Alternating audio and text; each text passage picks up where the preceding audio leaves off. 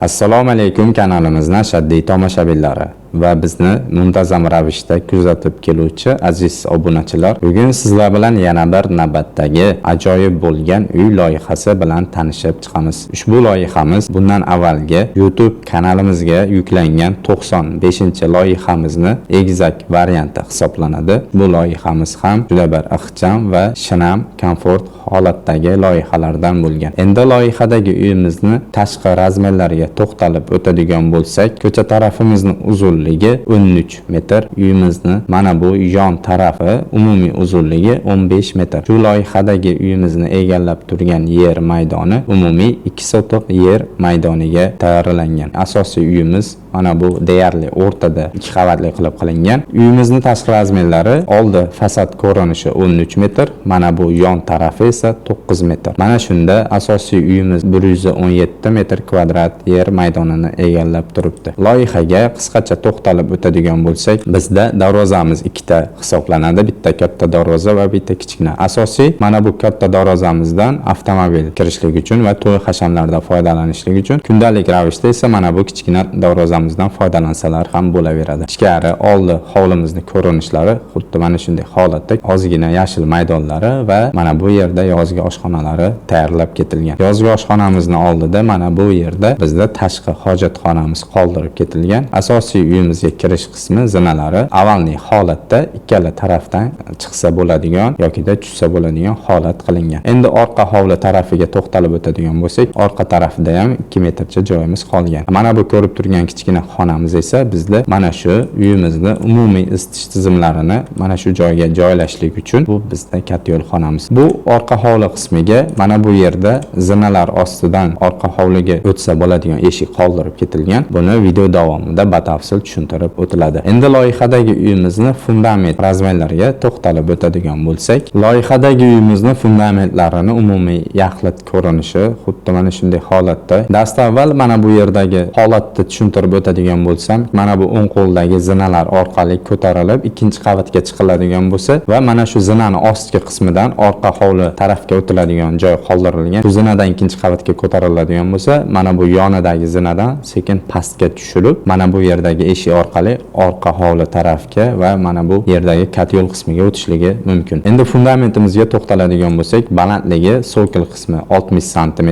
Mana shunda uyimizga 4 pog'ona zina bilan 0 atmetikasiga ko'tariladi. Fundamentimizga umumiy ketadigan sarf xarajatlari 12 kuba beton quyish kerak bo'ladi. Beton uchun standart holatda 5 tonna sement sarflanadi. Albatta, 2 qavatli bo'lganligi uchun bunga обязательный 12 li yoki 14 li armaturadan 4 qator qilib yotqizganingizda umumiy hisobda 500 metr armatura sarflanadi. Endi loyihadagi uyimizni devor razmerlariga to'xtalib o'tamiz. Loyihadagi uyimizni devorlarini umumiy ko'rinishi shunday holatda. Devor razmerlariga to'xtalib o'tadigan bo'lsak, bizda har bir qavat balandligi 3 metr hisob olinadi. 280 yoki 290 devor uriladigan bo'lsa, 20-30 sm sesma poyez bilan umumiy hisobda 3 metrga to'g'rilanadi. Shu loyihadagi uyimizni tashqi devorlari asosiy devorligi, yuk ko'tarishligi, tashqari devorligini inobatga olgan holatda 1,5 g'ish olingan va ichkaridagi ayrim yuk ko'tarmaydigan parda devorlarimiz esa holatiga qarab 1,5 g'ish yoki 1 g'ish hisob olingan. Shu loyihadagi uyimizga mana bu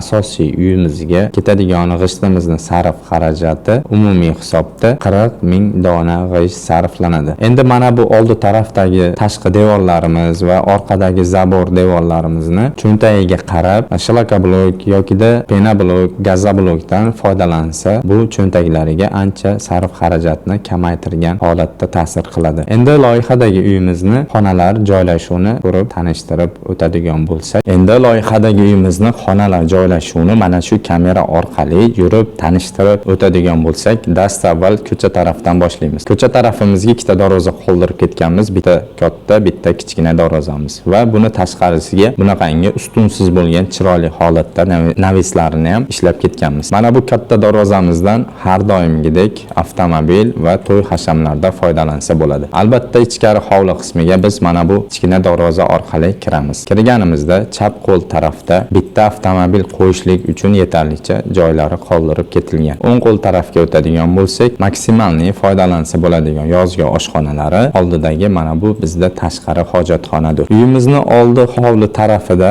barcha derazalarimiz panoramik holatda, bunaqangi katta qilib panoramik ishlangan. Endi asosiy bo'lgan mana bu eshik orqali kirganimizda bizda koridorimizni ko'rinishlari shunday holatda. Kirishimizga bunaqangi zinamiz ko'rinib turadi va bu zina orqali yuriladigan bo'lsa, ikkinchi qavatga olib chiqadi bizni. Orqa hovli tarafga o'tmoqchi bo'lsangiz, mana shu zinani ostidagi mana bu zinalar orqali pastga sekin tushib bu eshikdan chiqadigan bo'lsak, bu eshik bizni orqa hovli tarafga olib o'tadi. Agar xohlasa kimdir yozgi oshxonalarni mana shu tarafga olib o'tsalar ham bo'laveradi. Ko'rib turganingizdek keng kattagina holatda. Endi ichkariga mana bu eshik orqali yana qaytib kiradigan bo'lsak, birinchi qavatda 3 ta xonamiz bor va o'ng qo'l tarafdan boshlayman. Mana bu eshikdan kirdik, tashqaridan tushuntirib boramiz o'ng qo'l taraf. Mana bu to'g'ridagi eshik bizda umumiy birinchi qavat uchun yuvinish xonasi. Mana bu eshik esa ayollarimiz sevadigan oshxonaga olib kiradi. Bu eshikdan kiradigan bo'lsak, kattalar yotoqxonasi. Orqamizdagi mana bu kirganda chap qo'ldagi mana bu eshik bizda mehmonxona. Endi mehmonxonadan boshlaydigan bo'lsak, mehmonxonamizni ko'rinishlari xuddi shunday holatda. Ikkita deraza qoldirib ketganmiz, ichkari va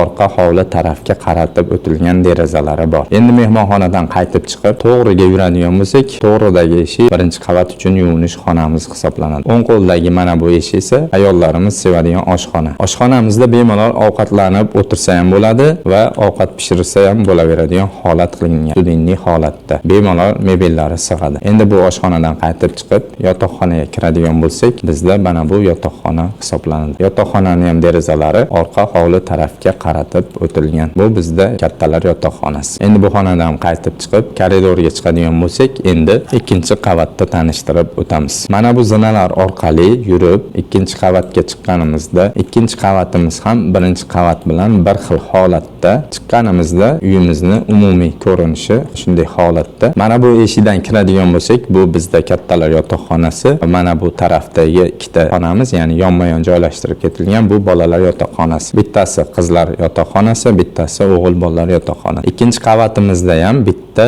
umumiy yuvinish xonalarini qoldirib ketganmiz. Umumiy ko'rinishlari shunday holatda va bizda balkon qismiga chiqsa bo'ladigan eshigimiz mana bu yerda joylashtirib ketilgan. Bu eshikdan chiqadigan bo'lsak, bizni balkon qismi va balkonimizdan hovlimizni ko'rinishlari juda bir chiroyli holatda. Mana bu yer bizda balkon qismi. Mana bu zinalar orqali qaytib pastga tushadigan bo'lsak, bundoq tushamiz va tashqari qismiga chiqamiz. Mana azizlar, imkon qadar sodda va tushunarli tushuntirishga harakat qildim. Siz va yaqinlaringizga shunaqangi professional arxitektura va dizayn xizmatlari kerak bo'ladigan bo'lsa, albatta pastdagi nomerlarga aloqaga chiqishingiz mumkin. Va yana shuni eslatib o'tamanki, bizni Telegram kanalimizga ham o'tib obuna bo'lib qo'ysangiz, YouTube kanaliga joylashtirilmagan ko'plab loyihalarimiz bizni Telegram kanalimizga joylashtirib boriladi. Bugungi obzorimiz, bugungi loyihamiz shundan iborat edi.